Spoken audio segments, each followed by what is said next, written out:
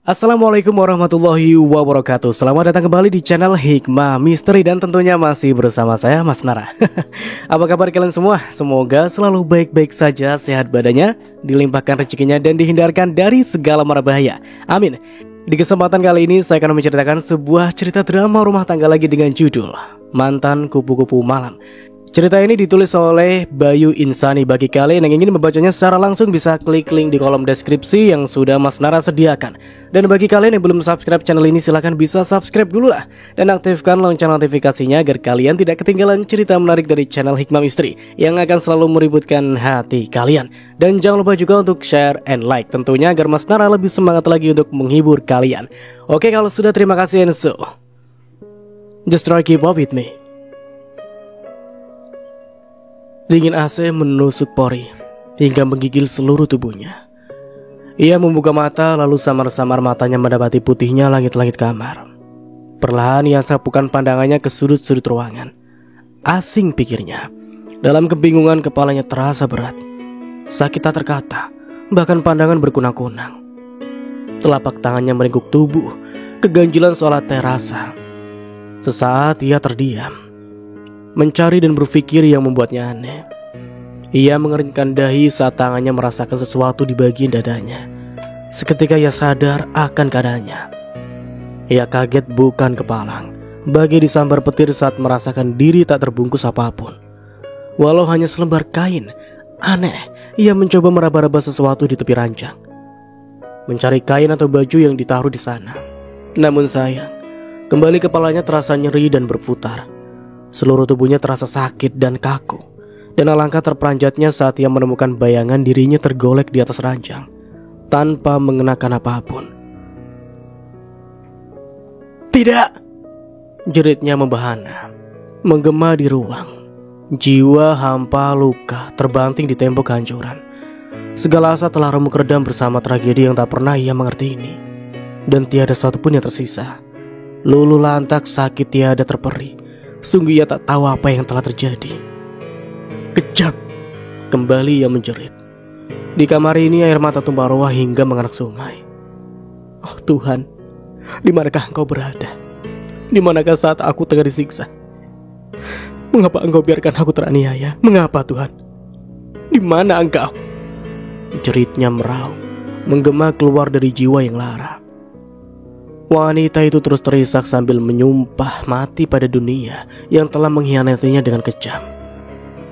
Seorang lelaki bertubuh tegap membuka pintu lalu memasuki kamar. Ia menatap genit wanita itu, lalu mendekat dan berbisik sesuatu di telinganya. "Engkau wanita terhebat yang pernah kurasa," ucapnya sambil tersenyum menjijikan. Kemudian ia melemparkan kain di tepi ranjang tepat ke atas tubuh wanita tersebut yang tengah terseduh. Mendidih rasa ulu hati serta ubun-ubunnya mendengar ucapan lelaki bajingan yang telah membuatnya ternoda. Ingin dia merobek-robek mulutnya, menghujam tubuhnya dengan pisau yang tajam, agar ia merasakan juga betapa sakitnya dilukai. Ingin ia mencincang tubuhnya hingga dunia tak lagi menerima. Namun sayang, raga wanita itu terlalu lemah untuk berbuat. Hanya air mata dan air mata kesedihan teramat dalam yang ia rasa saat itu. "Aku ingin mati," lolongnya terhempas ke dalam jurang kenistaan. Sendiri, terkapar tiada berdaya. "Tuhan, di manakah Engkau?" Kembali ia menjerit mempertanyakan keberadaannya. Buaya berbulu itu tersenyum sinis, lalu enyah dari hadapannya. Ia membanting pintu dengan keras, menambah lagi kepiluan dalam relung jiwanya. "Bajingan kau!" hardiknya. Kini kembali wanita itu sendiri dalam kamar yang penuh dengan kekejaman. Sedih tak berkata, tiada apa yang ia ingat.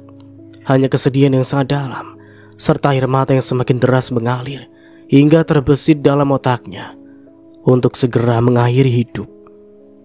Satu persatu bayangan wajah keluarganya muncul dalam pelupuk mata. Ayah, ibu, saudara, kekasih, semuanya. Mengingat mereka air mata terus mengalir, sedih tiada terperi. Kejam, aib. Sungguh ia tak tahu harus bagaimana menanggung derita dan aib ini. Mengapa? Mengapa ini harus terjadi pada aku, Tuhan? Apa salahku? Mengapa harus aku yang menjadi korban kekejaman ini? Kembali wanita itu meminta keadilan dari Tuhannya. Lama-lama wanita itu berpikir bagaimana jalan ke depanku nanti. Bagaimana harus menutupi aib ini? Dan di manakah? Dan bagaimana harusnya ceritakan pada tunangannya kelak?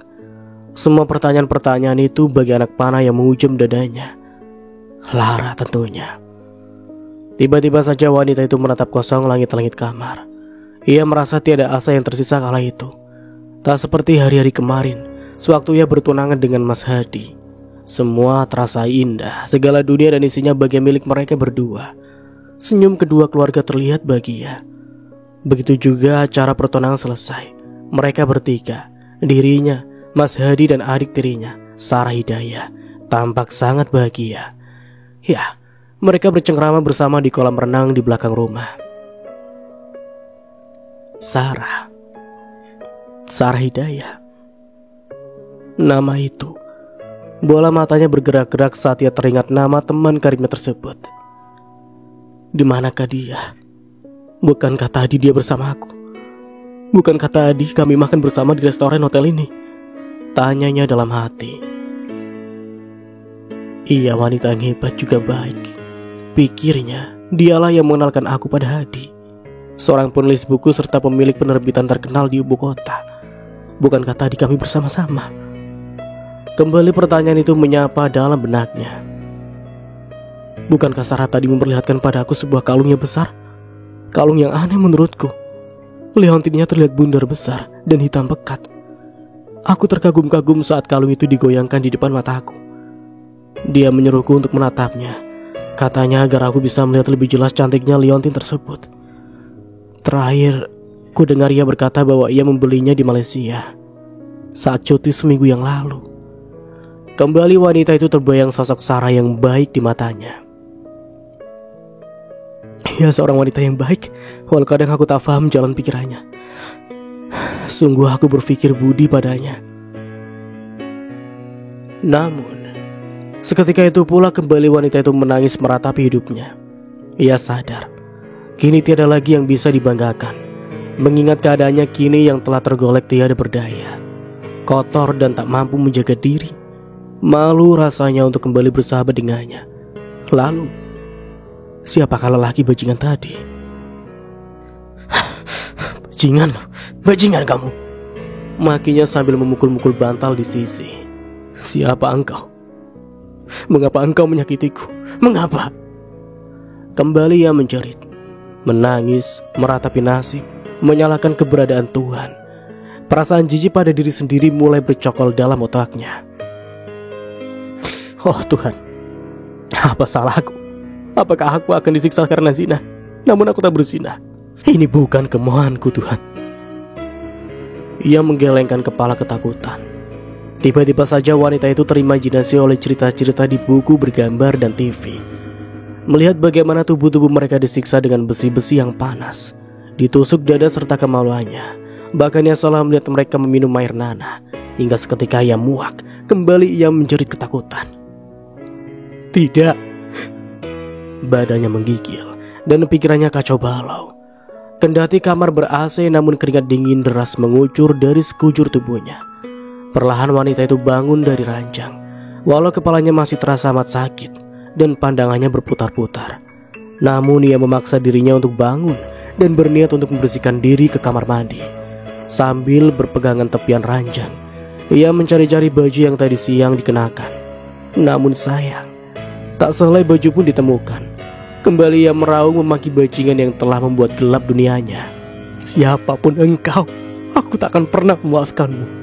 Kejam, teriaknya melolong hampa. Tertati ia berjalan menuju kamar mandi dengan harapan mampu mencuci semua kotoran yang menempel di seluruh tubuh. Namun sayang, saat ia melangkah sedikit demi sedikit, pikirannya selalu datang menakutinya.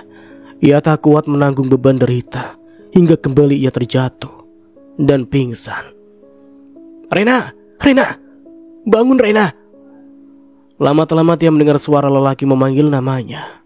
Seketika itu juga ia menggeliat dan bangun dari pingsan. Rena, ambil kain itu. Mari kita pergi dari sini, ucap Mas Hadi. Pikiran wanita itu senang. Ia seolah melihat tunangannya bersama dirinya kala itu. "Mas," jeritnya sambil bangun dari lantai dan seolah ingin memeluk lelaki tersebut untuk menangis di pundaknya. Ia ingin mengadukan nasibnya pada kekasih hati. Entahlah dari mana ia bisa melihat Mas Hadi di depannya serta menarik-narik tangannya. Wanita itu mengambil kain di atas ranjang lalu berlari membuntuti kekasihnya. Ia keluar dari kamar dan bergandengan dengan Hadi. Seketika orang-orang menatapnya heran, bahkan kaget tiada terkira. Namun ia tak peduli, ada Mas Hadi di sisi rasanya.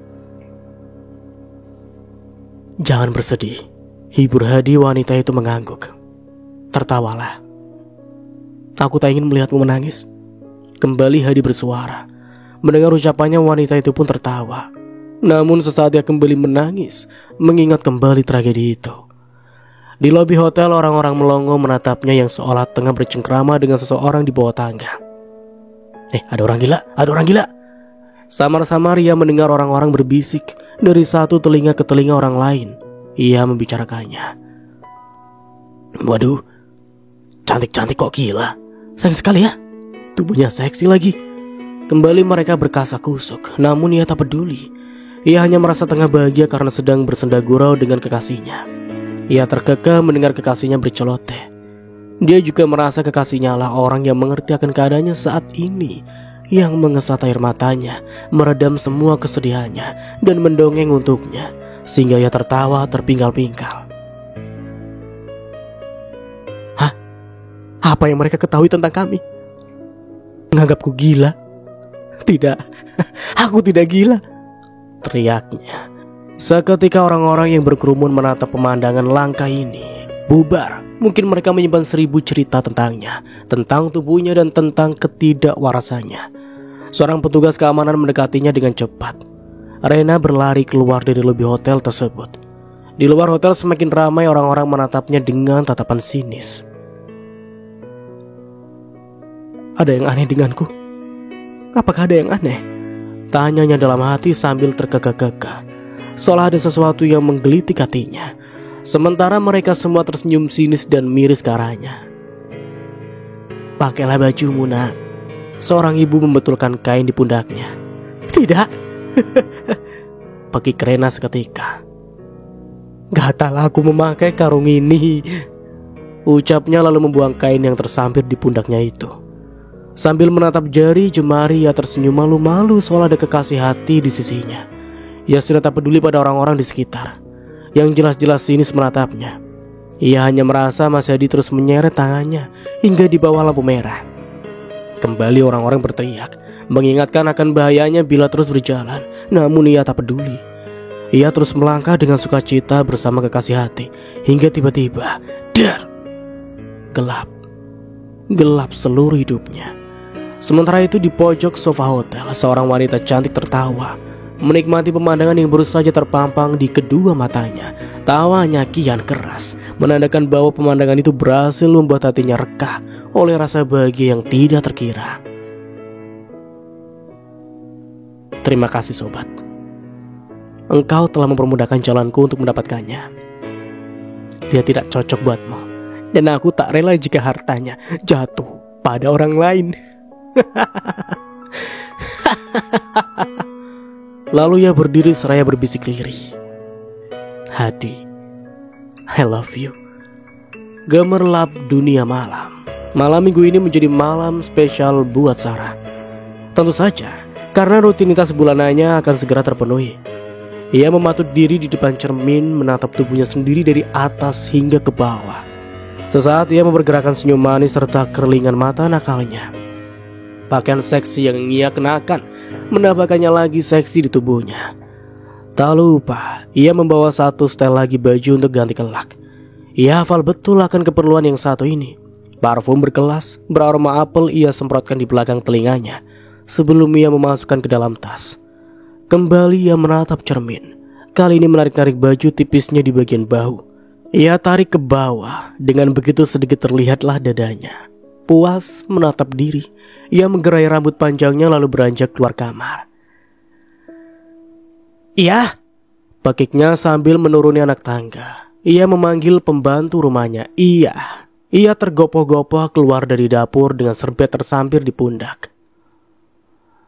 "Ada apa, Nyonya?" tanyanya. "Nanti kalau bapak pulang, bilang aku lagi ke rumah teman di Bogor ya," jawab Sarah. Ia mangguk-mangguk tanda faham. Mobil sedan BMW berwarna hitam segera meluncur di garasi. Pak Turino melambaikan tangan pada sang majikan. Lalu ia menutup pagar dan menguncinya dengan rapat.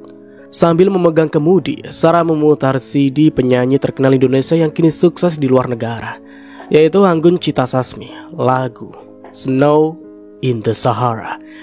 Menambah happy lagi suasana hati yang mengetuk-ketuk jarinya di atas kemudi sambil sesekali menyamai suara Anggun.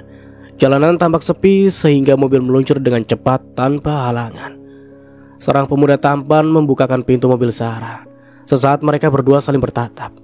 Senyum mereka dari bibir Sarah yang ranum membuat sang pemuda makin gemas. Lalu ia mencubit mesra. Ia mencubit mesra pipinya sebelum bibir mereka beradu. Sarah melenguh lirih. Kemudian mereka berdua berjalan mesra memasuki sebuah gedung. Dentuman musik, rancak serta kerlap-kerlip lampu disko menyapa dengan hingarnya.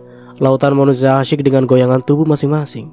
Mereka semua merasa bebas berekspresi di sini. Kepulan asap rokok serta aroma wine menyengat indera penciumannya, membuat mereka semakin bergairah dan tak sabar untuk segera meneguknya. Mereka berdua duduk di sofa paling ujung, tempat yang telah dipesan beberapa jam yang lalu. Seorang pelayan cantik telah hafal pesanan mereka berdua, sehingga ia tak perlu berpikir panjang untuk berini itu. Saat mereka asyik melepas rindu di pojok sofa, pesanan yang dinanti datang. Tak lama kemudian Dino menuangkan wine di gelas kristal kekasih tercinta.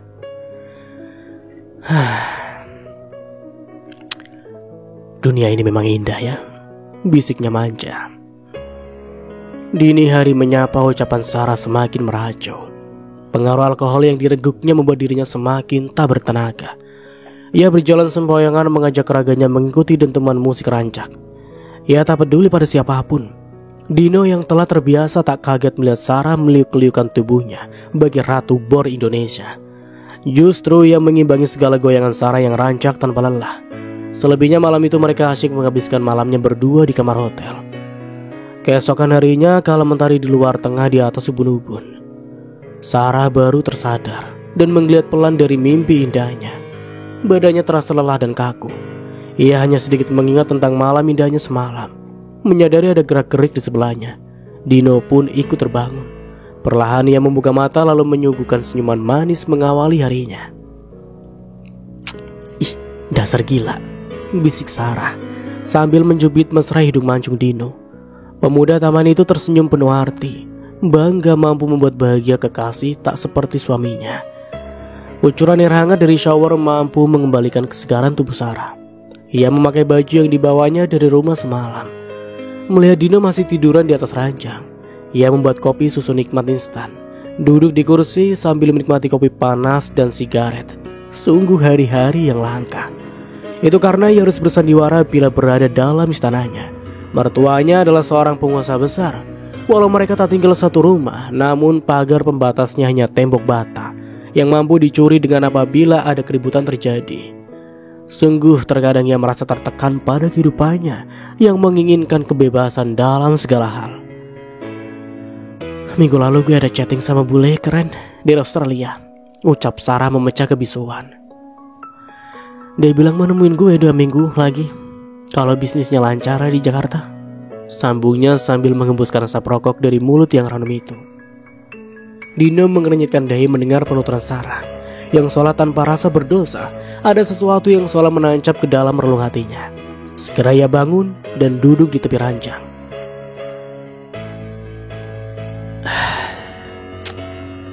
"Lo mau ngapain ketemu sama dia?" tanyanya penasaran. "Bukan urusan lo lah," jawab Sarah dengan ekspresi muka datar. Mungkin sengaja mempermainkan jantung kekasihnya. Mendengar jawaban itu mendadak Dino terbakar emosi. Ia cemburu berat. "Anjing lo," makinya. "Terus lo anggap gue selama ini apa? Hah?" cerca Dino. Ia mengibaskan selimut di badannya lalu beranjak mendekati Sarah dan menggenggam erat lengan wanita itu. "Tak perlu kamu bertanya," bisik Sarah. Bibirnya tersenyum manis namun terlihat sinis. Dino semakin panas terpanggang emosi. Apa maksud lo ngomong begitu? Kembali ia mempertanyakan keberadaan dirinya. Namun sayang Sarah tak bergeming lagi. Ia menepis tangan Dino lalu bangun dari kursi serta menyisir rambutnya yang telah kering. Sejurus itu ia mengambil selembar cek dari tasnya. Ini biaya kuliah dan permainanmu semalam. See you next time, bisiknya. Ia mengecup pipi kekasihnya kemudian melangkah meninggalkan Dino sendirian. Melihat cek itu, Dino semakin merasa teriris. Keinginan untuk mencintai Sarah sepenuh jiwa telah sirna dalam sekelip mata. Ia sadar, selama ini semua keperluan hidupnya Sarah lah yang menanggung, termasuk biaya kuliahnya. Namun tulus ia ingin menjadikan Sarah kekasih, bahkan istrinya kelak. Ia tahu hati Sarah tertekan akibat perang batin dengan suaminya. Sepertinya ia harus belajar menerima kenyataan. Sememangnya Sarah tak butuh cinta, namun ia hanya butuh uang. Sama seperti dirinya, apalagi di kota metropolitan seperti ini, biaya hidup sangat mahal, sedang ia belum mampu bekerja. Kembali Dino hanya mampu menatap mobil BMW yang membawa kekasihnya pergi. Ia mengambil cek di atas meja. Melihat angkanya ia tersenyum. Namun siapalah yang tahu, kalau jiwanya pun meraung, hatinya hancur berkeping-keping. Harga dirinya kembali diinjak-injak oleh seorang wanita. Ya, wanita. Ingin ia merobek-robek secari kertas itu, namun kembali ia berpikir, bagaimana ia akan hidup bulan ini, serta kedepannya jika kertas kehidupan ini dirobek. Ia memejamkan mata, meredam segala emosi yang timbul ke permukaan, serta menahan buliran bening yang menyala di sudut mata. Sungguh, ada rasa yang hilang bersama hilangnya mobil BMW itu dari tatapan matanya. Ia kecewa karena dianggap tak mampu membahagiakan kekasih hanya karena harta yang menjadi peran utama. Sungguh ia sangat kecewa. Kecewa karena niat tulusnya selalu berakhir dengan sayatan luka di dada. Padahal ia telah menyiapkan beribu rencana untuk membuat kekasihnya faham bahwa cinta yang sejati bukan karena nafsu dan harta semata. Namun apa daya, rencana tinggallah rencana saja. Kini ia sadar ia hidup bukan di dalam maya, namun alam nyata. Ia sudah bosan bergelimang dosa, ia ingin memulai hidup baru. Hidup damai karena mengetahui arti hidup dalam kehidupannya. Desahnya pemuda itu menghela nafas. Jiwanya kembali terombang-ambing, terhantam ombak dan badai kehidupan. Ia rebahkan tubuhnya, ditatapnya langit-langit kamar itu dengan resah. Kembali otaknya berenang-renang di atas lembar kertas kehidupan yang baru didapatkannya sebagai imbalan kenikmatan semalam. Hadi bangkit dari tempat duduknya, kembali ia menoleh ke bawah. Seperti biasa, buku tulis di tangannya telah berisikan penuh coretan dari penanya. Ia tersenyum sambil jongkok lalu mengusap-ngusap batu nisan untuk beberapa saat sebelum ia meninggalkannya. Itulah ritual bulanan Hadi yang sangat berlawanan dengan istrinya. Hadi akan mencatat semua kenangan bersama kekasihnya, dari mulai perkenalan sampai pertemuan terakhirnya di Pantai Sanur, Bali. Ia selalu terkenang semua kelembutannya, manjanya, perhatiannya, dan juga kecantikannya. Semua kenangan bersamanya Hadi bingkis rapi dalam bentuk puisi serta novel yang bertemakan cinta. 3 bulan yang lalu ia baru melaunching novel keduanya yang ternyata sempat membuat dunia sastra tergoncang oleh haru ceritanya. Sungguh, ia seorang novelis yang punya bakat besar, walaupun kenyataannya ia menderita karena cintanya harus berakhir di batu nisan. Semua puisi dan lagu ciptaannya amat digemari pembaca. Bahkan cerpen-cerpen dan novelnya bestseller semua. Perlahan ia beranjak dan menjauh dari makam itu. Puas rasa hati setelah sehari semalam bertemakan pujaan hati. Walau hanya angan dan buku catatan, ini sudah cukup baginya. Dalam hati yang paling dalam, pria ini ingin memulai hidup baru bersama istrinya. Jujur, tiada rasa cinta pada adik tirinya itu. Namun kali ini dia ingin mencoba untuk bersikap dewasa dan belajar untuk mencintainya. Sesampainya di rumah, ia melihat Sarah telah tertidur dengan pulas. Hadi tak tega membuat istrinya terbangun. Perlahan ia mandi membersihkan seluruh daki yang telah seharian menempel di badannya. Dia sudah niatkan dalam hati, mulai nanti, sebentar lagi, dia akan menjadi suami yang akan mencintai istrinya. Selesai mandi, perlahan Hadi menyentuh tangan Sarah sambil menatap lekat wajahnya. Ia ingin menghadirkan rasa cinta pada adik tirinya itu, yang sudah hampir 2 tahun dinikahinya. Namun pada saat yang tiada terduga, ia dikejutkan oleh sesuatu yang membuatnya meremang bulu roma. Hadi tercengang, bahkan melonjak kaget saat wajah yang ditatapnya berupa wajah Ayu Rena, kekasih yang dirindukannya selama ini. Mata Hadi melotot, dadanya berdebar kencang, sekujur tubuhnya menggigil seketika, lidahnya keluh tak bisa berbicara. Perlahan ia mundur dari ranjang, terlihat olehnya Rena yang cantik memakai pakaian adat Jawa, serta berkemban seperti layaknya para ratu Laut Selatan. Wanita cantik itu bangkit dari tubuh Sarah yang tengah pulas tertidur. Tanpa sadar Sarah bangun setelah mendengar suara di sebelahnya. Ia kaget melihat suaminya yang sudah pulang dari luar kota. Namun dalam pandangan Hadi, semakin mendekat wajah Sarah semakin terlihat wajah kekasihnya. Sarah melihat aneh pada suaminya. "Ada apa sih, Mas? Kok ketakutan begitu?" Ia justru mendekati suaminya. Namun Hadi segera mundur dan melarangnya mendekat dengan cara tangan menjulur, seolah menyuruhnya tidak melanjutkan ke arahnya. Sarah mengernyitkan dahi, semakin heran dengan sikap suaminya itu. Semakin lama semakin jelas wajah Rena dalam pandangan lelaki penulis ini. Hadi mengucek-ngucek matanya, ingin dia menyalakan lampu, memastikan kebenarannya. Namun sial, lampu tiba-tiba tak menyala. Walau telah ditekan saklarnya, tergagap Hadi pun berkata, Siapa kamu?" Tanyanya ketakutan. Seumur hidup, baru kali ini dia melihat orang yang sudah mati kembali menyapanya. Kemudian Sarah menjawab, "Aku, Mas, ini aku istrimu. Ada apa sih?" Sarah balik bertanya. Namun dalam pendengaran Hadi, justru Rena yang bersuara. "Maafkan aku, Mas Hadi."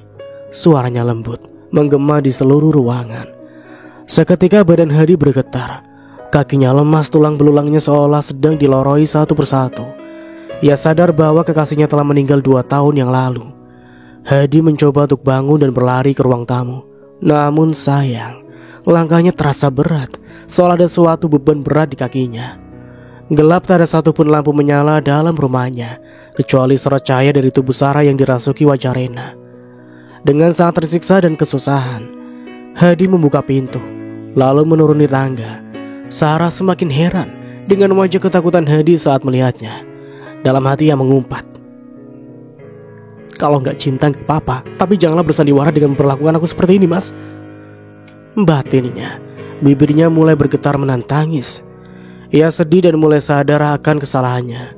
Sebagai istri yang tak baik, ia keluar dari kamar dan mengikuti langkah kaki suaminya. Namun ia lupa untuk mengikat tali baju tidurnya, sehingga membuatnya terjatuh dan terjatuh karena tali yang panjang itu. Sementara itu Hadi meraba-raba saklar lampu di ruang tamu. Namun sayang, langkahnya masih terasa berat. Ia tak mampu mencerna apapun pikiran yang masuk ke dalam otaknya, kecuali rasa takut yang mencekam dada. Ia panik dan bingung selama hidupnya. Baru kali ini melihat cahaya terang dari tubuh seorang wanita dan melayang-layang di antara kegelapan. Hadi semakin ketakutan. Ia merangkak hingga terkencing-kencing. Ketika Sarah menuruni tangga, kembali kakinya menginjak tali baju tidurnya, sehingga ia terjatuh. Dan seketika ia menjerit histeris. Tubuhnya terguling-guling dari anak tangga paling atas hingga bawah. Bahkan tepat di sebelah sofa, Hadi yang seolah masih terkena sihir oleh wajah Rena, tak mampu mendengar jeritan istrinya. Namun, pada saat cahaya itu lenyap, ia baru tersadar. Bek! Suara tubuh Sarah terbentur sofa ruang tamu. Seketika Ia dan suaminya kaget mendengar jeritan serta suara benturan yang cukup keras itu. Mereka berdua berlari keluar kamar. Saat Ia menyalakan lampu ruang tamu, kembali Hadi terperanjat mendapati tubuh istrinya telah berlumuran darah di dekat sofa.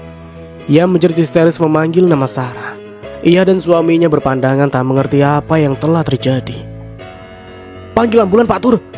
jerit Hadi sambil merangkak mendekati tubuh istrinya. Ia menggoncang-goncang tubuh istrinya yang berlumuran darah, lalu memeriksa dadanya. Panik tiada terkira, ada detak jantung, pikir Hadi. Hatinya terasa sedikit lega. "Tuhan, mengapa semua ini harus terjadi? Mengapa?" isaknya sambil memeluk tubuh istrinya yang telah berlumuran darah. Pagi yang indah, cerah. Secerah hati Sarah, mentari tersenyum, memancarkan cahaya terang hangat dan lembut. Awan tipis bergerak dengan cepat, seolah ada sesuatu yang menariknya, hingga ia begitu cepat berlalu dari pandangan mata. Ia masih sendirian, duduk di teras sambil menikmati segarnya udara pagi. Ia picingkan matanya ke atas menatap burung-burung yang terbangun dari pohon satu ke pohon yang lain, sambil bercicit mesra. Terbesit rasa iri dalam hatinya. Iri karena burung itu bisa terbang kemanapun mereka suka, tak seperti dirinya. Berkicau mesra tanpa ada yang mengumpat. Bahkan cericitnya terkadang dirindukan oleh makhluk lain, termasuk dirinya. Ia benar-benar rindu akan kicauan itu. Entahlah, setelah lama ia terpuruk dan terkurung dalam sangkar duka, hari ini ia ingin memanjakan diri, menatap indahnya pagi. Ia berpamitan hendak ke pasar sementara suaminya, Pak Turino, tengah mengantar Hadi ke kantor. Suster yang merawatnya sudah 3 hari cuti pulang karena ayahnya meninggal, dan kemungkinan minggu depan baru kembali ke Jakarta. Sungguh pagi yang indah, decaknya lagi. Ia kagum dengan hangatnya mentari. Setelah kejadian malam mengerikan itu, hari-harinya selama ini ia habiskan di kamar bertemakan bantal serta kesedihan. Ditatapnya orang-orang yang lalu lalang melalui celah-celah pagar rumahnya. Ada tukang roti, tukang lontong, bubur ayam, dan lain-lain, silih berganti dari menit ke menit kemudian. Mereka mengais rezeki dengan cara menjajakan gerobak dagangannya. Ia menghela nafas, matanya lelah, lalu terpejam untuk beberapa menit kemudian. Dan pada saat perlahan ia membuka mata, pertama kali yang terlihat adalah bayangannya sendiri di depan jendela kaca. Dia yang tengah duduk di kursi roda melihat betapa kini ringkih tubuhnya. Ada perasaan malu untuk menatap bayangan wajahnya sendiri di kaca itu. Rambutnya pendek, tulang pipinya terlihat menonjol ke depan, matanya pucat cekung ke dalam. Tak seulas pun bedak menempel pada mukanya, polos dan kusam. Ia mengalihkan pandangannya ke taman kecil di halaman rumahnya. Kembali ia menghela nafas, matanya menatap kedua kakinya yang tak mampu digerakkan lagi. Tak seperti dulu, sewaktu ia masih sehat dan mampu berjalan. Dalam dia memori ingatannya mengajaknya kembali ke masa silam, mengingat saat dia masih memiliki energi dalam segala hal. Saat wajahnya cantik, kakinya masih bisa berjalan, kebebasannya tak terkekang, dan saat-saat ia bahagia dalam pelukan kekasih. Semua terasa indah, namun kini segalanya telah berubah dalam sekejap mata. Ya, tragedi malam itu membuatnya lumpuh dalam segala hal. Ia menunduk dalam. Pagi yang cerah kini mendung dalam hatinya. Tiba-tiba saja potongan rekaman masa lalu kembali terputar dalam batok kepalanya. Lorong waktu itu seolah menyapa, memaksa ia untuk kembali melaluinya. Sangat jelas dalam mata serta ingatannya masa-masa sengsara sewaktu ia kecil. Saat tiada apa yang akan dimakannya kecuali jika ia mau bersusah payah mengorek sampah. Iya, sampah. Kini jelas tergambar dalam matanya, makanan yang telah tercampur sampah yang berbau kecut serta menjijikkan. Seketika dadanya terasa sesak. Ingin ia menjerit saat itu untuk membuang rasa nelangsa. Namun apa daya, kata hatinya melarang. Sarah menggigit bibirnya kuat-kuat, menahan air mata yang menyala keluar dari kedua pasang mata cekungnya. Hantaman sepasang sandal itu telah mengenai wajah emak. Hantaman yang langsung meninggalkan memar, bengkak, lalu perlahan berwarna kebiruan. Kedua tangan matanya hanya bisa menatap iba. Lalu perlahan buliran bening itu menitik di pipi. Hati kecilnya merasakan torehan luka di dalam jiwa ibu yang mengandungnya. Tubuh ringkih emak kini terseok di lantai, membuat jiwanya semakin tercabik. Namun apabila dikata, sedikit pun ia tak mampu menolongnya. Genangan itu akhirnya meleleh juga kian lama kian deras. Membasahi pipi cekungnya, Sarah tergugur di atas kursi roda. Luka itu seolah kembali menganga berdarah, tercabik-cabik oleh belantara kejam kehidupan yang tak pandang manusia yang berpijak di atasnya. Saat malam tiba, pemandangan yang paling memuakkan selalu menyapa. Ia menyaksikan sendiri bagaimana anjing-anjing itu mengangkangi emak dalam ruangan yang tak patut dibilang kamar. Ia takut, namun ayahnya justru membiarkan itu terjadi. Ia pergi sesuka hati setelah menerima lembaran kertas dari manusia berjiwa anjing itu. Emak pernah bilang bahwa dengan cara ini mereka bisa makan sesuap nasi. Kembali ia terpejam. Tak terasa tangannya mengepal. Giginya gemeletuk menahan gemuruh dalam dada. Air matanya kian deras dan menganak sungai. Iya, Hanya dia yang tahu, serta menyimpan rapat-rapat rasa nelangsa dan lara hatinya kini.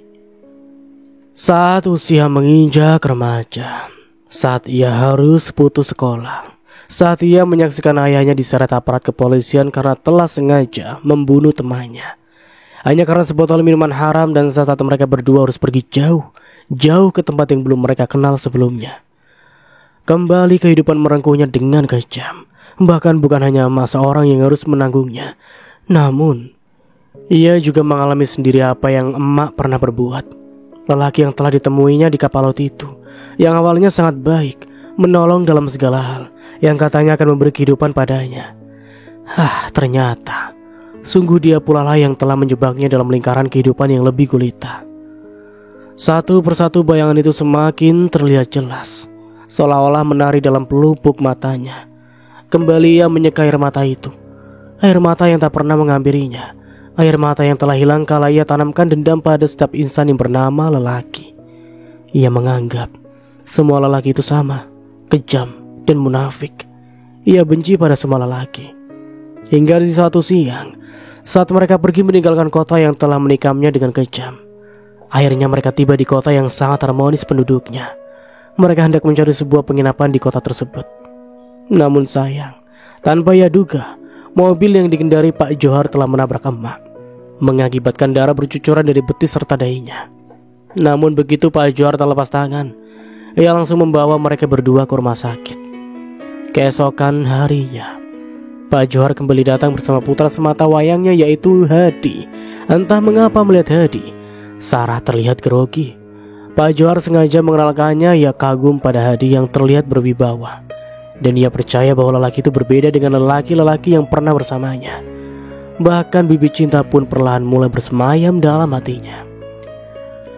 Satu hal yang tak pernah ia duga setelah emak sembuh, ternyata Pak Johar menaruh hati dengan emak. Pak Johar menanggupkan isi hatinya itu melalui Sarah. Walaupun ia amat menyetujuinya, bahkan amat bahagia mendengar kabar ini, namun jauh dalam relung hatinya ia kecewa. Ia kecewa karena rasa cintanya pada Hadi bagaimanapun juga harus segera disirnakan. 2 bulan kemudian Pak Johar menikahi emak, dan mereka semua tinggal di rumah Pak Johar. Perasaan bahagia terpancar dari wajah-wajah mereka. Impian untuk merubah masa depan akhirnya tercapai, walau mereka harus mengunci rapat-rapat semua pintu derita agar tak kembali terbuka. Namun, mampukah Sarah membuang perasaannya pada kakak tirinya itu? Ternyata tidak. Walaupun ia telah mencoba menjauh dan pergi meninggalkan rumah itu, namun hati Sarah tetap tak mampu melupakan Hadi. Untuk menghibur diri, Sarah mulai berkenalan dengan teman-teman di kompleknya. Bahkan ia bersahabat dengan Rena. Ia sengaja mengenalkan Rena pada Hadi agar ia mampu mengalihkan rasa cintanya pada kakak tirinya itu. Lalu hadirlah Dino, lelaki yang ingin menggapai cita-cita keluarganya, yaitu mampu berpendidikan tinggi. Namun sayang, keluarga Dino tak mampu membiayai kuliah serta kehidupannya. Maka dengan menjadi pelayan di klub serta budak nafsu para wanita malam, dia bisa bertahan hidup. Dan setelah ia bertemu dengan Sarah, rupanya ia benar-benar jatuh hati pada wanita cantik ini. Kembali Sarah menghela nafas.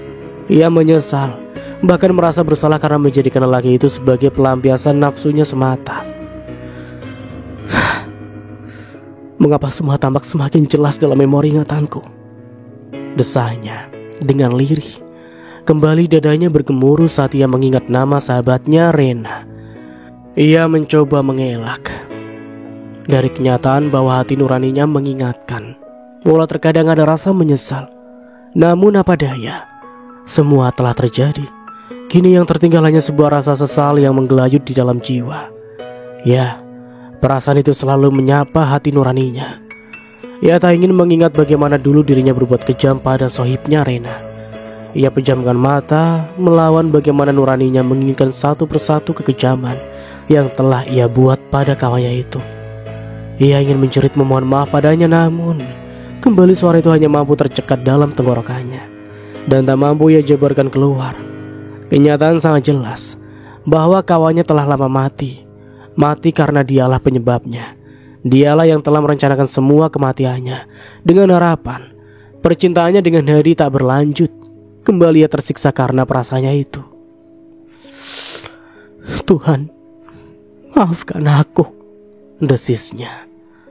Setelah kematian Rena, Hadi sangat terpukul jiwanya. Pak Johar menyuruh ia menolong untuk menyembuhkan luka dalam jiwa anaknya. Perlahan dia memberi semangat pada Hadi untuk tabah. Melihat kedekatan mereka berdua, akhirnya Pak Johar menyuruh mereka berdua menikah dengan alasan agar harta dan perusahaan tak jatuh pada orang lain. Maafkan aku, Rena." Kembali ia tertunduk dan mengisak. Nelangsa mengingat keadaannya kini yang tak mampu berbuat apa-apa. Duduk di kursi roda, jiwa dan raganya penuh duka dan derita. Setelah 1 minggu kejadian itu, Sarah jadi semakin resah. Ia bahkan tak enak makan dan tidur. Potongan rekaman masa lalunya selalu hadir dan mengganggu. Hingga di suatu malam, semakin samar ia mendengar perawatnya, Susi, membaca sesuatu yang tak pernah ia dengar. Hingga ia menangis.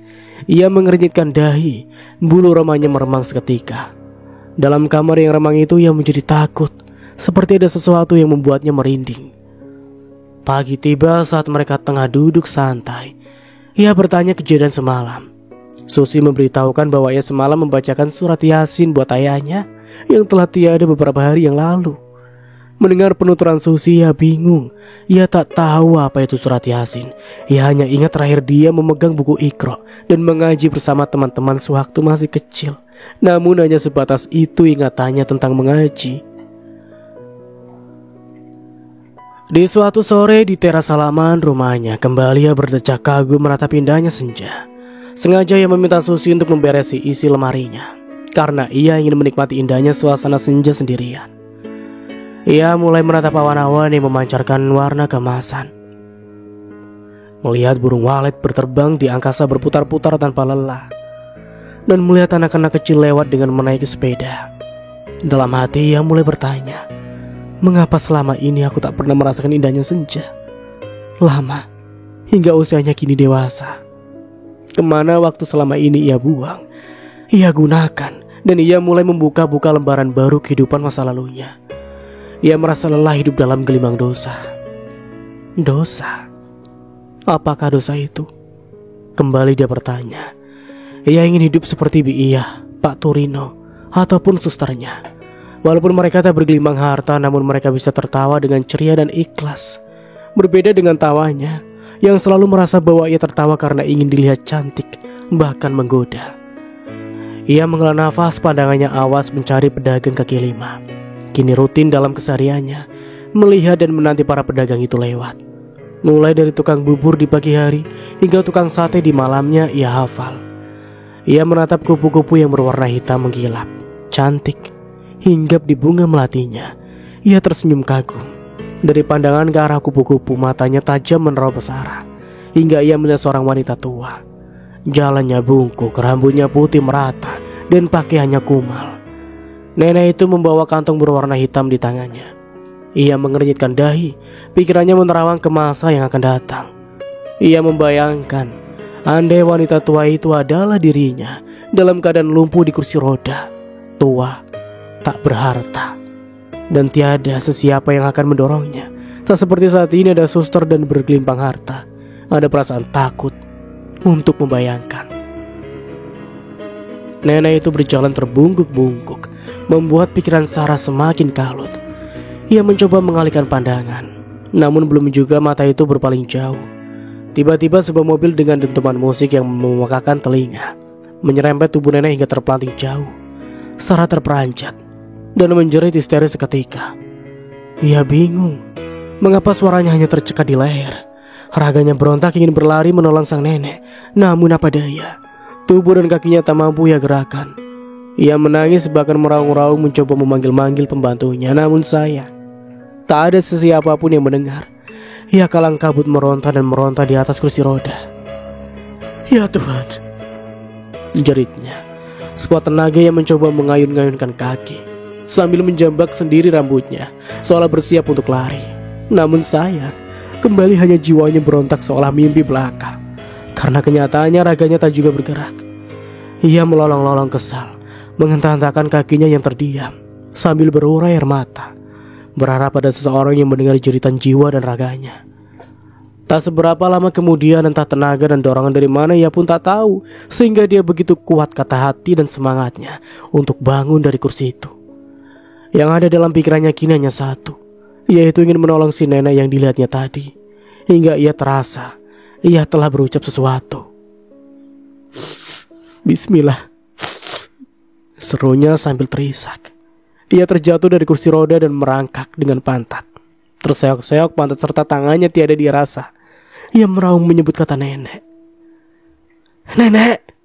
Lolongnya panjang. Allah, tolong aku. Biarkan aku menolong nenek itu. Isaknya sambil terus merangkak dan menahan sakit di lututnya. Ia mencoba untuk bangun dan membuka gembok yang tak terkunci. Memaksa lututnya sebagai cagak untuk menahan tubuhnya. Darah bercucuran dari lutut serta telapak tangannya. Ia tetap tak peduli. Ia tetap bangkit dan terus merangkak. Ia mencoba bangun, namun kembali terjatuh dan terjatuh lagi. Sungguh suatu pengorbanan yang mengerikan. Andai kata ada manusia yang menatapnya. Ya Allah, tolonglah aku. Kembali ia memohon dan merintih di tatapnya sang nenek yang telah bersimbah darah. Kembali ia melolong sambil tangannya menjulur hampa. Walau jarak Sarah dan nenek itu hanya tinggal sedepan, namun Sarah tak mampu lagi untuk meneruskan langkahnya. Ia tersungkur dalam isak tak berdaya. Samar-samar terdengar deru mobil. Pak Turino pulang dari kantor menjemput suaminya. Mereka berdua berpandangan, tak percaya dengan apa yang mereka saksikan. Hadi terperanjat melihat Sarah dan nenek itu di tengah jalan, dan mereka saling berlumuran darah. Dengan cepat Hadi dan Pak Turino turun dari mobil. Mereka berdua panik. Pak Turino melengking memanggil istri dan Susi. Tak lama kemudian mereka berdua muncul dari dalam. Alangkah terkejutnya mereka berdua saat menyaksikan Sarah dan nenek itu berlumuran darah. Sinar mentari pagi menyusup melalui celah gorden jendela kaca, hingga jatuh di wajah Sarah. Hangat terasa di pipi. Perlahan wanita itu membuka mata. Tak lama kemudian buliran sebening kristal merayap di pipinya. Ia merasa sedih, mengingat perjuangannya menyelamatkan nenek yang tertabrak mobil di depan rumahnya. Bahkan di depan mata dan kepalanya semalam. Entah mengapa ia tergugu nelangsa. Lalu perlahan ia menggerakkan badannya. Sakit tiada terkata, ia menggigit bibir menahan luka. Matanya terpejam kuat.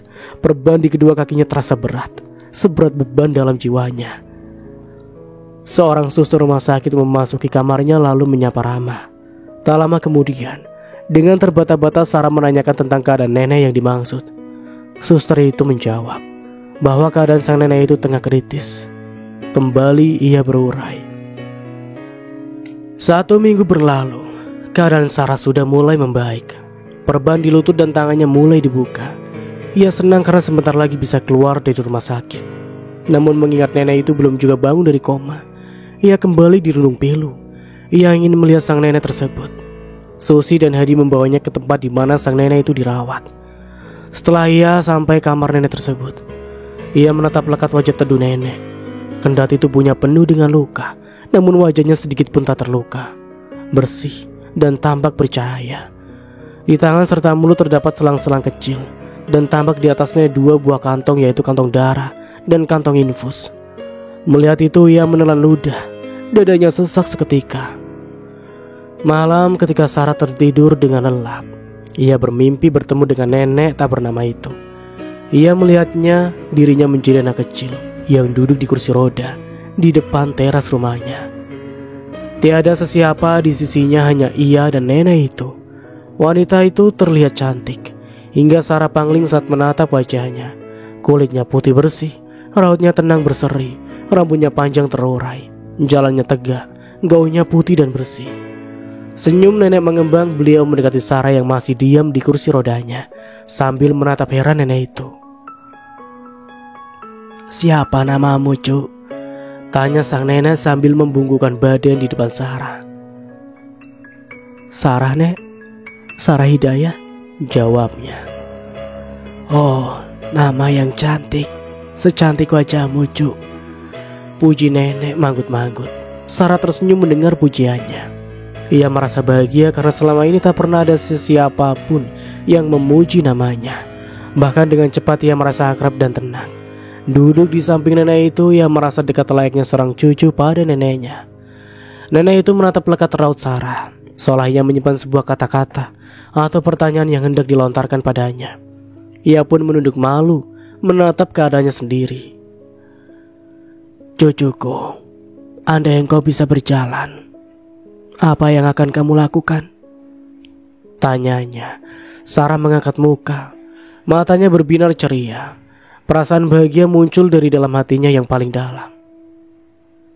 "Nek, kalau aku bisa jalan, aku mau jalan-jalan ke laut. Mau berlari-lari, mau bermain-main dengan teman, mau ikutan lomba balap karung kalau Agustusan, dan banyak lagi deh," jawabnya sambil mengangkat jari jemarinya, menghitung semua keinginannya. "Ada lagi, Nek. Sarah mau sekolah," tambahnya. Ia begitu polos dan semangat menjawab pertanyaan nenek tersebut.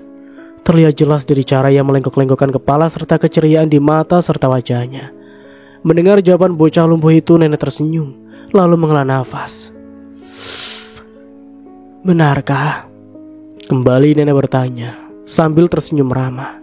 Sarah kecil mengangguk-mengangguk penuh semangat. Lalu nenek mendekatkan kursi dan menggenggam tangan Sarah. "Tahukah kamu arti dalam namamu, Cuk?" kembali nenek bertanya. Sarah kecil mengernyitkan dahi lalu menggeleng-geleng pelan.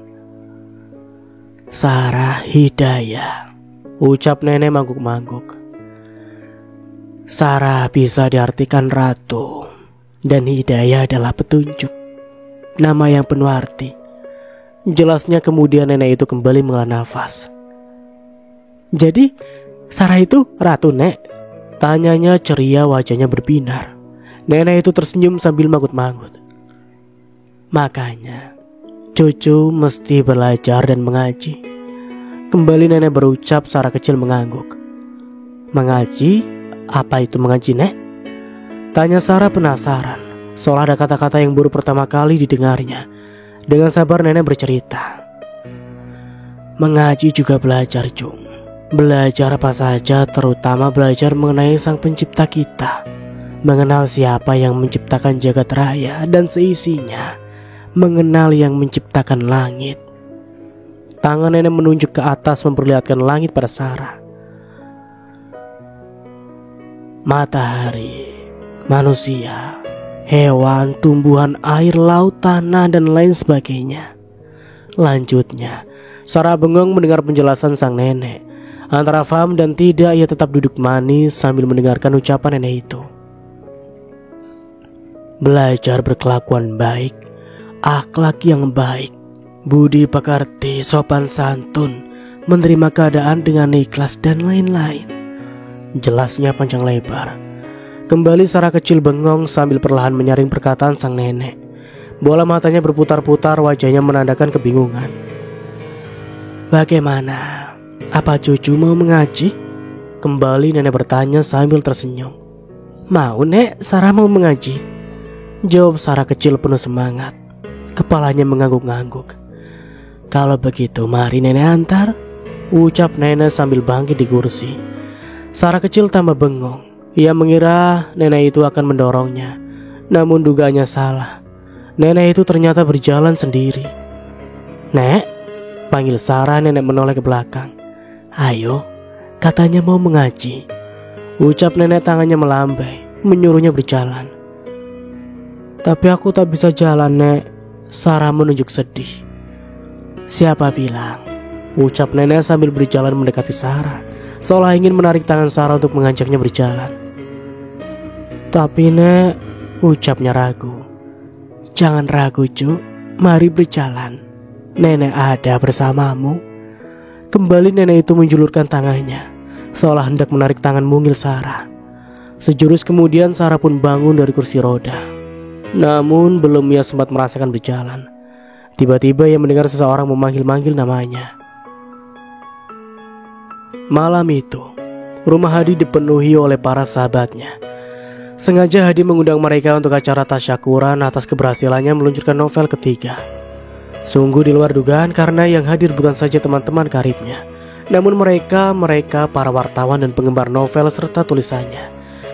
Ada yang membawa istri dan anaknya, ada yang membawa kekasihnya, dan ada juga orang kenamaan yang sama-sama berbisnis di bidang penerbitan buku.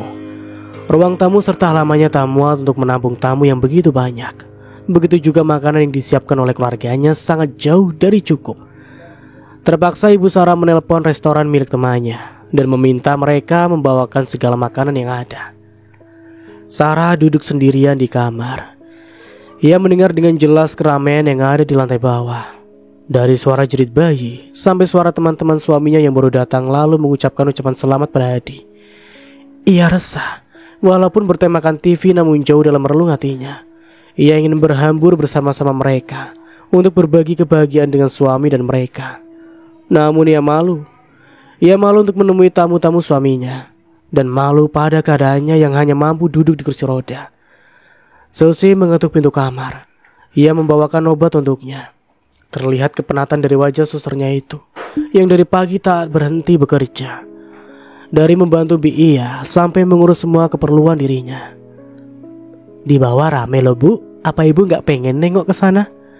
Tanya Susi. Sarah hanya mampu menelan ludah. Dalam hatinya ia berkata, andai keadaanku tak begini, pasti aku juga berada di tengah-tengah mereka. Sus, kamu taruh obat itu di atas meja saja. Nanti aku akan meminumnya sendiri. Ucapnya. Susi menurut. Setelah ia menaruh obat di atas meja, ia kembali ke bawah seperti yang diinginkan oleh Sarah. Di lantai bawah masih ramai. Masih terdengar tawa dan canda dari teman-teman suaminya. Masih terdengar suara celoteh serta isak tangis anak-anak. Dan masih terlihat kilatan lampu foto para wartawan. Sarah kembali mendesah. Sudah jam 9.30 malam, sudah waktunya ia meminum obat. Di off-nya TV, lalu perlahan ia mengambil obat di meja sampingnya. Tanpa ia duga, obat yang berwarna merah itu jatuh dan menggelinding hingga jauh. Kira-kira 2 meter dari jarak kursi roda yang Sarah duduki. Sarah menatap obat itu hingga berhenti dan diam di tepi lemari pakaian. Kembali ia hanya mampu menelan ludah. Bingung, matanya yang bundar semakin membesar. Ia ingin memungut obat itu namun apa daya, pikirnya. Ia pun hanya mampu menghela nafas. Hingga tak seberapa lama kemudian ia meminum obat yang lain. Ada banyak dan berwarna-warni di tangannya. Setelah selesai meminum obat, ia teringat satu obat yang baru saja jatuh dan menggelinding hingga diam di pinggir lemari. Sarah pun bangkit dari kursi roda, lalu berjalan dan mengambil obat tersebut. Ia benar-benar tak sadar pada dirinya yang tengah berjalan dengan kedua kakinya. Hingga sesaat kemudian, ia pun menjerit. Mas! Jeritnya menggema. Seketika orang-orang terkejut mendengar ceritanya. Serempak kaget, Hadi terbelalak panik. Ia langsung berlari menapaki tangga dan naik dengan secepatnya. Begitu juga yang lainnya. Mereka berlari mengikuti Hadi. Semua orang panik, apalagi Hadi. Tangga yang hanya beberapa undakan terasa bagai beribu undakan anak tangga. Pikirannya kalang kabut. Ia takut membayangkan sesuatu telah terjadi pada istrinya itu, seperti malam tragedi beberapa tahun yang lalu. Ibu Sarah dan Susi berpandangan sebelum mereka berdua ikut berlari menuju kamar Sarah. Dada mereka berdebar. Ketakutan membayangkan Sarah berlumuran darah seperti waktu itu. Semua kalang kabut, kecuali Ia. Dia yang sedang membuang sampah keluar pagar melihat sosok seorang nenek berjalan sendirian di keremangan malam. Seketika bulu romanya meremang. Hadi terus berlari hingga sampai di depan pintu kamar. Dengan kepanikannya ia langsung membuka pintu dengan dada berdebar-debar. Setelah pintu terbuka, alangkah terperanjatnya saat ia melihat istrinya tengah berdiri dalam keseimbangan yang tak terkendali seolah tubuhnya oleng ke kanan dan ke kiri sambil menangis ketakutan. Subhanallah, Hidayah, serunya terbelalak kaget, seolah tak percaya dengan apa yang tengah dilihatnya. Dengan cepat dia menopang dan memeluk tubuh istrinya itu, lalu mengusap-usap punggungnya yang bergerak-gerak seiring isak tangisnya. Orang-orang juga terbelalak menatap Sarah berdiri dengan kedua kakinya. Mereka mengucapkan syukur dan bertasbih atas rahmat ini. Susi menyembulkan kepalanya. Di antara riuhnya orang di daun pintu serta kamar, ia tak percaya pada matanya sendiri yang menyaksikan Sarah berdiri jauh dari kursi rodanya. Sarah terisak, suaminya terisak. Orang-orang yang menyaksikan keajaiban ini juga ikut terisak. Semua terisak teriring doa dengan syukur pada sang pemilik cinta. Ia benar-benar tak sadar kalau dirinya telah berjalan hingga 2 meter tanpa rasa sakit sedikit pun. Seorang wartawan langsung membidik gambar mereka melalui kameranya yang telah dijulurkan ke atas hingga letaknya di atas kepala orang-orang yang berdiri di depan pintu. Bukan hanya Sarah dan suami, Ibu Sarah mencoba menerobos di antara kerumunan orang yang berdiri di depan pintu.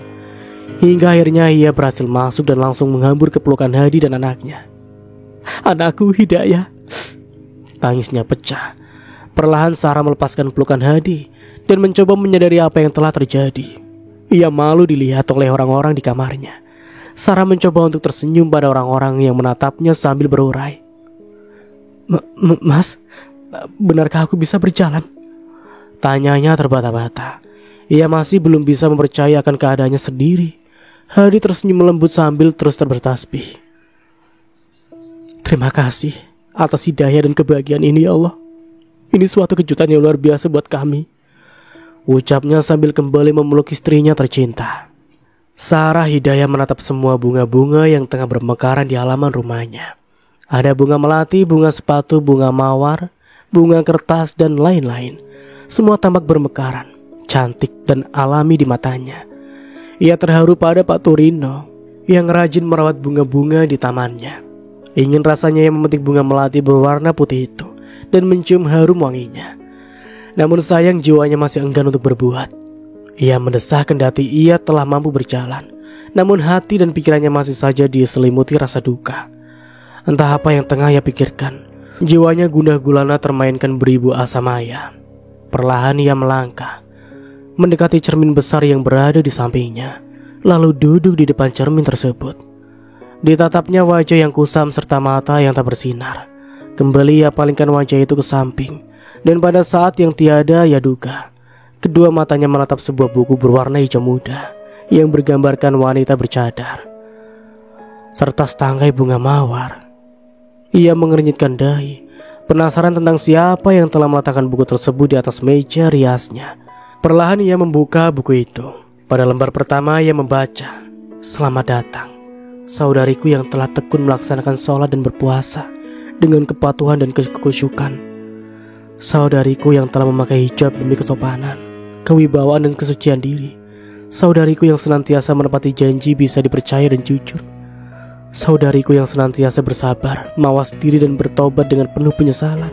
Saudariku yang senantiasa berzikir, bersyukur dan berdoa. Saudariku yang senantiasa menjadikan Aisyah, Maryam, Khadijah sebagai tauladan." Seketika rona wajahnya berubah. Bola matanya berputar-putar. Keraguan serta kebingungan terpancar jelas dari wajahnya. Tak dapat dinafikan. Inilah pertama kalinya ia merasakan kekuatan aneh yang merasuki kolbunya. Bulu romanya meramang hingga ke ubun-ubun. Ia menghela nafas sebelum melanjutkan lembar selanjutnya. Sebuah perasaan haru menyeruak ke permukaan hatinya yang paling dalam. Ingin ia meneruskan membaca buku tersebut. Namun ada rasa malu pada kehidupan masa lalunya yang kelam. Malu karena ia terlanjur membaca pujian yang tak selayaknya ia terima, seperti yang ia baca pada lembar pertama. Anehnya, rasa penasaran untuk terus membaca dan mengetahui isi selanjutnya, rasa itu kian membuncah dalam relung jiwa. Kembali ia membaca lembar berikutnya. 1 jam berlalu.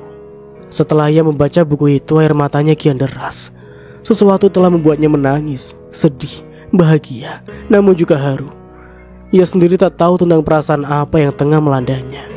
Dadanya bergemuruh dahsyat, di antara gelisah dan bahagia, di antara tangis dan senyum, dan di antara haru dan takut. Kembali ia menghela nafas. Ia pejamkan mata.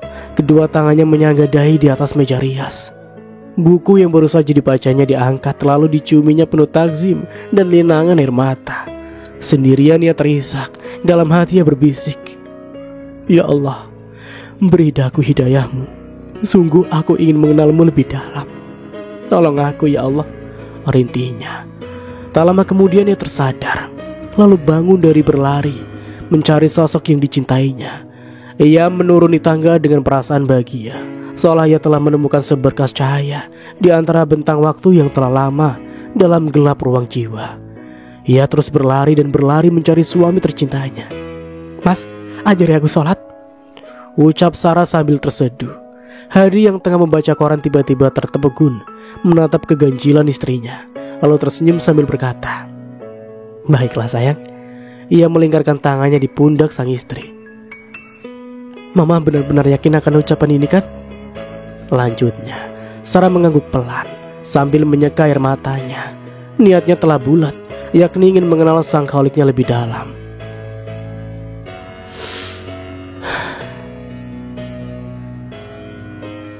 apapun yang terjadi.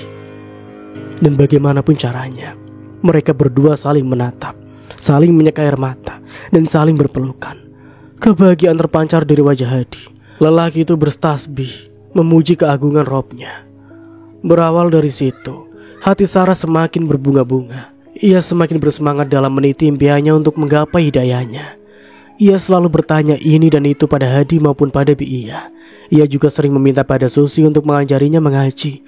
Seisi rumah turut bahagia akan sikap baru Sarah. Mungkin ia tak tahu bahwa Allah telah pun memberikan hidayahnya melalui nenek tersebut. Sehingga biarpun ia telah menjauh melangkah dan tersalah berjalan, namun janji Allah itu nyata, bahwa siapa yang diberi petunjuk oleh Allah, maka ialah yang diberi petunjuk hidayah. Dan siapa yang disesatkan oleh Allah, maka tak akan engkau dapat pelindung atau pemimpin untuknya. Itulah janjinya, bahwa ia akan memberi hidayah pada sesiapa yang dia kehendaki, dan akan menyesatkan sesiapapun yang ia kehendaki. Kini ia bersikeras untuk menutup semua lubang-lubang kesedihan masa lalunya, dan menanam benih-benih asa untuk meraih masa depan dengan sabar. Ia benar-benar ingin mewujudkan impian nenek tersebut, dan ketentramannya sendiri. Bahkan ia tak malu untuk belajar membaca Al-Quran, walau bermula dari Iqra pertama. Justru ia seolah menemukan ketenangan yang selama ini tak pernah dirasakan. Ia belajar berpuasa dan belajar lebih dalam tentang sholat. Apalagi sang suami sangat mendukung semua keinginannya. Ia habiskan seluruh masanya untuk membaca, demi menimba ilmu untuk pengetahuan lebih terhadap dianya. Seiring bergulirnya waktu, ia telah banyak berubah. Demi tanggung jawab terhadap Tuhannya, agamanya, aurat, serta kewibawaannya, kini ia berhijab. Wajah yang berwibawa serta kesopanan kini terpancar dari setiap aura wajah dan gerakannya. Sungguh, tiada waktu terbuang melainkan untuk sholat, berzikir, berdoa, dan merenung untuk menata masa depan bersama Sang Khalik. Ia mencoba untuk jujur pada hatinya sendiri, jujur pada Rob, dan ikhlas melepas masa lalunya. Ia tak mau larut dan terus bergelimang noda dosa.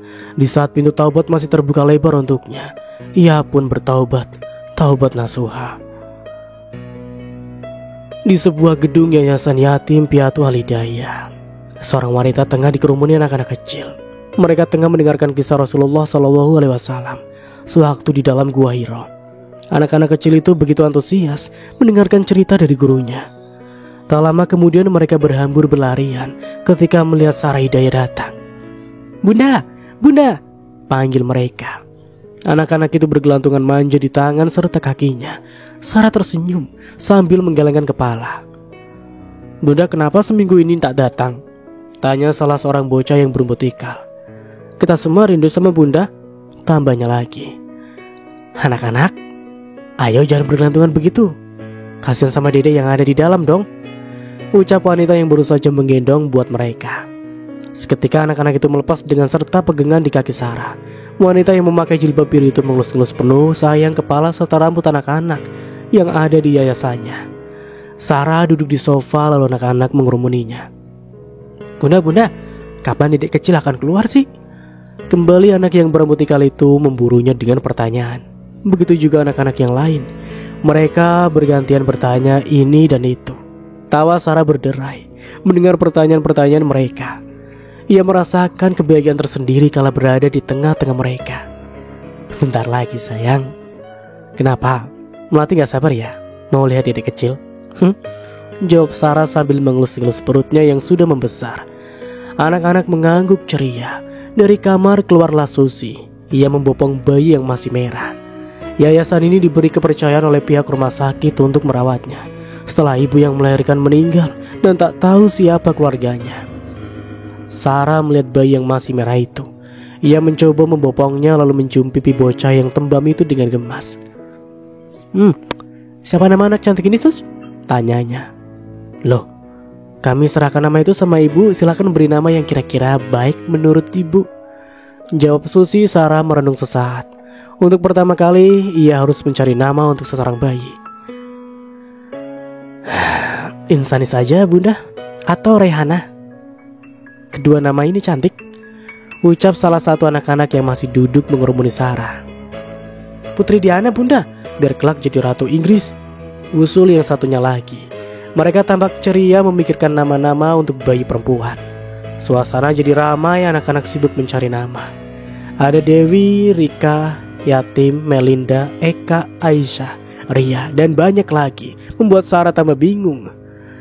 Ting tong, ting tong. Bel tanda masuk sholat berbunyi. Ibu Sarah memanggil cucu-cucunya untuk melaksanakan sholat berjamaah. Riuh suara anak-anak berlarian berebut wudhu. Antri dong. Seperti biasanya, ucap salah satu pegawai yayasan itu. Sarah masih duduk di sofa, ia terharu menatap keceriaan anak-anak. Sambil menghela nafas, menggelengkan kepala, lalu tersenyum simpul. Teringat sewaktu kecil ia tak pernah merasakan hal seperti ini. Ya Rob, terima kasih atas kebahagiaan, rahmat serta karunia ini, desisnya. Tak lama kemudian, tiba-tiba Sarah menemukan nama untuk bocah tersebut. Ia merasa cocok dengan nama itu. Ia pun memberitahukan pada Susi. Bagaimana kalau kita beri nama dia Putri Cahaya Insani? Ucapnya. Susi mengangguk oke. Tak lama kemudian setelah ia memberikan nama pada bocah lucu itu, ia merasakan sakit pada perutnya. Lalu mengadu kesakitan di sofa. Nasib baik sang ibu lewat dan melihatnya. Loh, ada apa nak? Tanya ibu mendekat panik. Perutku sakit bu. Jawabnya sambil meringis-ringis mengadu kesakitan. Sang ibu segera menelpon Hadi. Orang-orang di yayasan diberitahukan semua kalau anaknya mau melahirkan. Susi dan pegawai lainnya menolong Sarah, berjalan-jalan menanti mobil ambulan datang, serta mengepak semua keperluan untuk persalinan di rumah sakit. Suasana jadi panik, antara takut dan senang, antara hidup dan mati. Kini segalanya terbayang dalam pelupuk matanya. Dalam hati ia berdoa memohon kepada Allah untuk melancarkan segala urusan persalinannya. Mobil ambulan datang, ia semakin berdebar.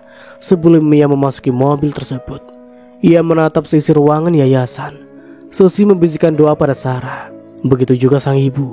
Sarah mengangguk, membesarkan hati. Ia mencoba untuk tabah. Ia merasa harus bisa berjuang demi putra pertamanya. Dengan membaca basmalah, ia melangkahkan kaki menaiki mobil ambulan tersebut dan ditemani oleh ibunya. 1 jam berlalu, Hadi datang dari kantornya. Ia pun langsung bergegas menemui istrinya yang telah berada di ruang bersalin. Lelaki itu langsung mengecup keningnya. Walau Sarah tampak kesakitan, namun keceriaan terpancar dari wajahnya. Ia selalu tersenyum sambil meringis menahan rasa sakit.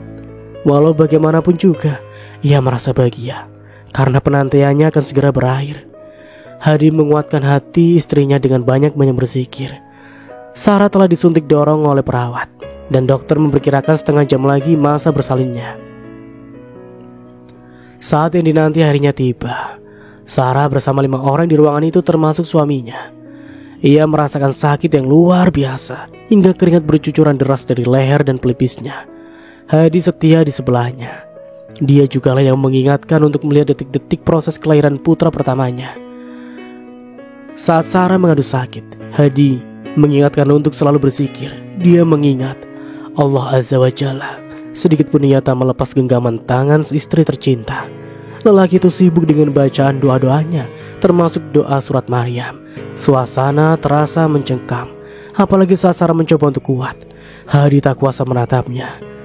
1 jam berlalu namun sang bayi belum juga keluar. Dokter memutuskan untuk operasi keiser. Sarah telah kehilangan banyak cairan ketuban serta darah. Tak ada cara lain. Hadi pun menyetujuinya melihat pengorbanan Sarah. Hadi sungguh terharu dan takut. Ia tak ingin melepas genggaman tangan istrinya. Sementara di luar, tampak ibu dan ayahnya juga cemas menanti kelahiran sang cucu pertamanya. Dan semua anak-anak di yayasan pun ikut mendoakan kemudahan melahirkan.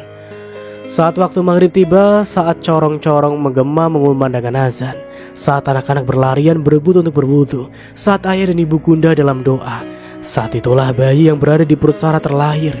Ia menjerit-jerit seolah ingin memberitahukan pada dunia bahwa ia telah menang, ia telah hadir, dan ia akan membuat dunia kedua orang tuanya bahagia. Tersenyumlah para suster dan dokter. Mereka juga merasa telah berjaya dan menangislah bocah dengan lantangnya. Allahu Akbar, Allahu Akbar, Allahu Akbar, terima kasih ya Allah. Hadi bersujud dan bersyukur. Tak lama kemudian ia kumandangkan azan di telinga bayi. Ia benar-benar bahagia karena penantian akhirnya tercapai. Namun bagaimana dengan Sarah? Wanita yang telah resmi menjadi seorang ibu itu sangat lemah dan pandangannya berkunang-kunang. Ia seolah hendak menggapai-gapai uluran tangan seseorang. Namun semakin digapai, semakin jauh dan gelap. Ia menjerit sambil terus menggapai tangan itu. Hingga akhirnya ia seolah terjatuh bagai membentur bumi. Tiada lagi suara yang ia dengar. Sunyi, senyap, tiada lagi yang bisa ia tatap. Semua gelap gulita, tiada lagi yang bisa ia raba. Semua hampa. Ia kembali menjerit, namun sayang, suaranya tak lagi mampu keluar. Tengah malam, Hadi sholat di musola rumah sakit. Ia menumpahkan segala doa dan harap, segala impian, segala air mata dan segala-galanya pada sang holik. Ia memohon dengan setulus jiwa. Bahkan ia rela harus berkorban nyawa, asalkan Allah Azza wa Jalla sudah kiranya berbaik hati lagi untuk memberikan kesempatan hidup bersama istrinya. Ia sanggup dan ia tergugu. Ia jujur pada sang holik ingin membimbing keluarganya ke masa depan yang lebih baik. Ia ikhlas memaafkan segala kesalahan serta dosa istrinya di masa lalu. Dan ia memohon pada Allah agar mengampuni serta memberikan kehidupan baru bagi mereka sekeluarga. Ia terus mengadakan tangannya sambil terus merintih dengan harapan Allah yang Maha Pengasih memberikan apa yang ia harapkan. Pada saat yang sama, dalam kegelapan yang pekat, Sarah seolah mendengar suara gemericik air dari kolam di taman belakang rumahnya. Perlahan mata itu seolah melihat cahaya walau tampak sangat kecil dan jauh. Mencium khas bau mulut suami tercinta serta seolah merasakan sentuhan lembut tangan bayi. Dalam keadaan lemah, air matanya menitik mengingat suami dan anak yang baru dilahirkan. Seketika dalam hati ia beristighfar, memohon ampun pada Allah. Lama-lama telinganya seolah mendengarkan suara doa yang dilantunkan oleh ratusan bocah. Kembali ia berderai, "Ya Allah, yang Maha Pengampun, kupasrahkan segala hidup dan mati kepadamu." Batinnya yang hanya mampu ia ucapkan dalam hati. Hadi terus bersujud dan berdoa. Ia yakin hanya padanya lah ia bergantung dan berharap. Dan ia pasrahkan segala keputusan itu di tangan Khaliknya. Karena hanya Allah Azza wa Jalla yang berhak untuk berkehendak apapun pada umatnya. "Bunda, Bunda!" Panggilan anak-anak kecil. Mereka saling berkejaran mendahului sesama temannya yang menyongsong kedatangan Sarah Hidayah di yayasannya. Sarah menggendong bayi mungilnya lalu duduk di sofa. Anak-anak mengelilinginya. Mereka berceloteh ria menanyakan nama bocah mungil itu yang di pangkuan Sarah. Kembali tawa Sarah berderai melihat gelagat anak-anak yang mengelilinginya. Di sini, di tengah-tengah mereka, yang papa, ia sangat bersahaja. Dan di sini, wanita yang pernah menjadi kupu-kupu malam itu, akhirnya menemukan kebahagiaan serta jati dirinya. Dan cerita pun selesai. Oke, ini cerita singkat ya, tidak ada part-partan. Ini langsung tas tamat. Tapi menurut Mas Nar ini cerita yang lumayan epic ya. Ada begitu banyak pesan moral dan banyak sekali hal-hal positif yang bisa kita ambil dari cerita di atas. Oke, seperti biasa ya, jangan lupa ambil sisi positifnya dan buang sisi negatifnya. Dan tentunya dari Mas Nar mohon maaf nih bila ada salah kata atau dalam penyampaian cerita. Akhir kata, wassalamualaikum warahmatullahi wabarakatuh. Sampai jumpa di video berikutnya yang lebih menarik lagi, and see you, bye-bye.